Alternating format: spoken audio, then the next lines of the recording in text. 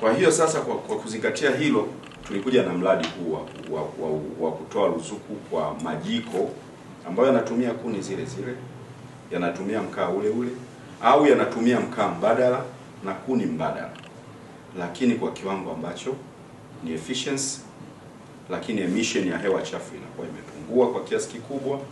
yanazingatia viwango vya usalama, lakini pia yanayopatikana kwa bei nafuu na kwa wingi. Na tulipata sapoti ya Benki ya Dunia ambayo ilitupatia takribani milioni 4 USD kwa ajili ya kutekeleza mradi huo kwa awamu ya kwanza. Tunakata tani nyingi sana za miti kupata kiasi kidogo sana cha mkaa, na kwa hiyo miti imekuwa ikiteketea. Na kwa hiyo tunashukuru sana kwanza maono ya Mheshimiwa Dr. Samia Suluhu Hassan tangu aingilie swala hili la utunzaji wa mazingira na matumizi ya majiko salama, na fikiri kumekuwa na mwamko mkubwa, na kama nyinyi mlivyoeleza, kwanza mwamko mkubwa kutoka katika taasisi mbalimbali kama wenzetu wa REA na watu wengine,